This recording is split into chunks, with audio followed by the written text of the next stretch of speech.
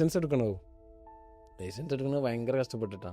എനിക്ക് ലൈസൻസ് എടുക്കണം എന്ന് ആഗ്രഹമുണ്ട്, പക്ഷെ ക്യാഷ് ഇല്ല. കാരണം 900 രൂപ സാലറിക്കാരനാണ്. ഈ സാലറിക്കാരൻ എങ്ങനെ 5000 ദിർഹംസ് കൊടുത്തിട്ട് എടുക്കും? എല്ലാ മാസവും 100-50 മാറ്റി വെച്ച് 4 വർഷം മാറ്റി വെച്ചിട്ടാണ് ഞാൻ ലൈസൻസ് എടുക്കുന്നത്. പക്ഷെ ഫസ്റ്റ് ടെസ്റ്റ് കിട്ടി. പഠിച്ചവനക്കറിയാം അതിനത്രയും കഠിനാധ്വാനം ഉണ്ട് അതിനെന്ന് മനസ്സിലാക്കിയിട്ട് എനിക്ക് ഫസ്റ്റ് ടെസ്റ്റ് തന്നെ കിട്ടി. ഒന്നും കൂടി പറയാം, പഠിച്ചവനക്കറിയാം. ആ ഒരു 4 വർഷം അറിയാൻ തന്നെ തുടങ്ങുമോ? പഠിച്ചവനക്കറിയാം 4 വർഷം ആ പൈസ പാത്തച്ച ആ ഒരു കഷ്ടപ്പാട്. കാരണം അത് പാത്തച്ചിട്ട് ഈ പൈസ ആയിട്ട് കമ്പനിയിൽ അന്ന് പേപ്പർ വേണം കമ്പനിയുടെ. ഈ പേപ്പർ വാങ്ങാൻ പോകുമ്പോൾ ഈ 4000 ദിർഹംസും ആ പേഴ്സും എമിറേറ്റ്സ് ഐഡിയും കൂടി പോയിട്ട് തൃശ്ശൂർക്കാരനെ കിട്ടിയിട്ട് പിന്നെ ഞാൻ എല്ലായിടത്തും ബോർഡ് ഒട്ടിച്ച് വെച്ചിട്ട് രക്ഷയില്ല. പുതിയ എമിറേറ്റ്സ് ഐഡി എടുക്കാൻ ക്യൂ നിൽക്കുമ്പോഴാണ് എനിക്ക് ഒരു കോൾ വരുന്നത്, നിങ്ങളങ്ങനെ പേഴ്സ് പോയിക്കണം വെച്ച്. അപ്പൊ ആ ടൈപ്പ് ചെയ്യുന്ന സ്ത്രീ അടുത്ത് ഞാനാ കൊടുക്കാനുള്ളത്. 275 ദിർഹംസേറ്റ കൊടുക്കണം എന്ന് എമിറേറ്റ്സ് ഐഡി പുതിയ എടുക്കാൻ. അപ്പൊ അവർ പറഞ്ഞ് സാധനം കിട്ടിയിരിക്കണം വേണ്ടാന്നിട്ട് അവിടുന്ന് റിമൂവ് ആയിട്ട് പിന്നെ ഇത് വാങ്ങാൻ വേണ്ടിയിട്ട് വല്ല. 4 വർഷത്തെ കാത്തിരിപ്പ് മിസ്സായപ്പോ നിങ്ങളെ മാനസികാവസ്ഥ എന്തായിരുന്നു? ഒരു ബേജാറുണ്ടായിരുന്നു. പിന്നെ ഒരുപാട് സ്ഥലങ്ങൾ കറങ്ങി നോക്കി, കിട്ടിയില്ല. പിന്നെ ഒഴിവാക്കി. പക്ഷെ മൂപ്പരാക്ക് കിട്ടിയിട്ട് മൂപ്പര് എന്ത് ചെയ്ത് അത് വണ്ടിയിൽ വെച്ച്. മൂപ്പര് പിന്നെ അത് തരാൻ മറന്ന്. അതിൽ പിന്നെ അഡ്രസ്സ് ഉണ്ടായിട്ട് പിന്നെ അതിൽ ഇങ്ങനെ ഫോൺ നമ്പർ ഉണ്ട്, വിളിക്കാന്ന് വിചാരിച്ച് മൂപ്പരും തിരക്കപ്പെട്ടിട്ട് വിളിക്കാതെ ഇരുന്ന് ഒരാഴ്ച കഴിഞ്ഞപ്പോൾ മൂപ്പർക്ക് വിളിക്കാൻ തോന്നിപ്പിച്ച് പഠിച്ചോനെ. കാരണം അധ്വാനാണ് അത്. കാരണം 4 വർഷത്തെ അധ്വാനാണ് ലൈസൻസ് എടുക്കാൻ ആ പേപ്പറിന് പോണ്.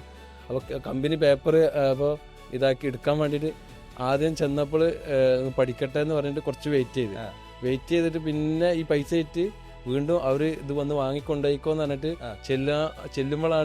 വാങ്ങാൻ ചെല്ലുമ്പോഴാണ് പേഴ്സ് പോണത്. HR-ന്റെ റൂമിൽ കയറുമ്പോഴാണ് ഇത് പേഴ്സ് കാണാത്തത്.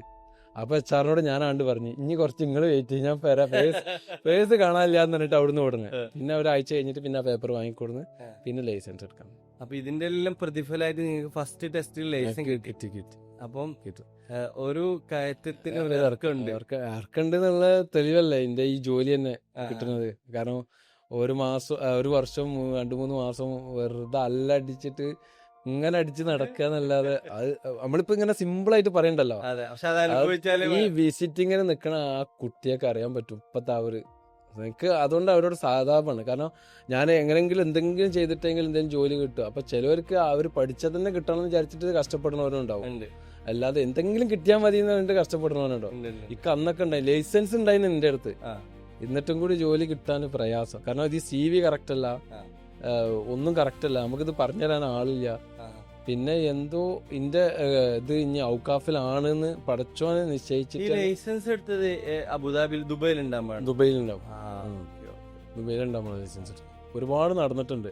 കാരണം ഞാൻ ജോലി ചെയ്യുന്നിടത്തുനിന്ന് ഒരുപാട് നടന്നിട്ട് വേണം പോവാൻ. ചിലപ്പോൾ വണ്ടി കിട്ടും, ചിലപ്പോൾ വണ്ടി കിട്ടൂല. ചിലപ്പോൾ കമ്പനിയിൽ നിന്ന് ആരെയും കൊണ്ടാക്കി തരും, ചിലപ്പോൾ കൊണ്ടാക്കി തരാൻ ആളുണ്ടാവില്ല. അപ്പം നടക്കും. അങ്ങനെയൊക്കെയാണ്. ഒരുപാട് കഥകൾ പറയുകയാണെങ്കിൽ ഒരുപാട് പറയണ്ടേ. അങ്ങനെയാണ് പിന്നെ അവിടെ ഫാമിലിനെ കൊടുന്ന് അവിടെ സെറ്റിലായി. ഉള്ളത് കൊണ്ട് ഇതാക്കാൻ വിചാരിച്ച് നമ്മൾ സ്കൂളിൽ തന്നെ ചേർത്തൊക്കെ കുട്ടികളെ. പക്ഷെ എനിക്ക് 2 വർഷത്തോളം നാട്ടിൽ പോകാൻ പറ്റിയില്ല. കാരണം എൻ്റെ സാലറി പിന്നെ നാട്ടിക്ക് ടിക്കറ്റ് അറിയാലോ, വെക്കേഷൻ ടൈമിൽ ഇവിടെ പഠിക്കും കൂടി ചെയ്യുകയാണെങ്കിൽ ആ വെക്കേഷൻ ടൈമിൽ പോകണ ബുദ്ധിമുട്ട് ഭയങ്കര പ്രശ്നമായി. എന്ത് ചെയ്യുമെന്ന് വിചാരിച്ച് നിൽക്കുമ്പോഴാണ് നമ്മളെ സ്നേഹിതൻ്റെ കുട്ടികൾ ഓൺലൈൻ സ്കൂൾ പഠിക്കുന്നത്. പിന്നെ അവിടുന്ന് ഞാൻ ഒരു കൊല്ലം ഞാൻ വാച്ച് ചെയ്ത്. പിന്നെ അവർക്ക് നാട്ടിൽ 2 സ്കൂളുള്ള ടീമായതുകൊണ്ട് പെട്ടെന്ന് പൂട്ടി പോകില്ലെന്നും കാരണം നമ്മളെ കുട്ടികളെ നമുക്കൊരു സ്വപ്നമുള്ള ഇന്ന വിദ്യാഭ്യാസം കൊടുക്കണം, ഇന്ന ഭാവിയാണ്. അപ്പോൾ അങ്ങനെ മനസ്സിലാക്കിയിട്ട് പിന്നെ ഞാൻ അവിടെ ചേർത്താണ്. അൽഹംദുലില്ലാ ഇപ്പോൾ അങ്ങനെ പോകണം. ഇപ്പോൾ 24 മണിക്കൂർ മക്കളെ കാണാം. മക്കളെ കാണാം. കാരണം ഉള്ള പൈസ ആയിട്ട് ഹാപ്പി ആയിട്ട്. കാരണം ഞാൻ ഒരുപാട് കാലം ഇവിടെ ജീവിച്ച്, നമ്മളെ ഒരുപാട് ആളുകളെ ജീവിതം നമ്മളെ മുന്നിലുണ്ട്. ഒരുപാട് കാലം ദുബായിൽ ജീവിച്ച്, അവർ ഒരുപാട് കാലം അവിടെയും ജീവിച്ച്, ഇവിടുന്ന് കുരച്ച് അസുഖങ്ങളായിട്ട് അവിടെ ചെല്ലുന്നു, പ്രഷർ, പ്രമേഹം, ഇതൊക്കെ.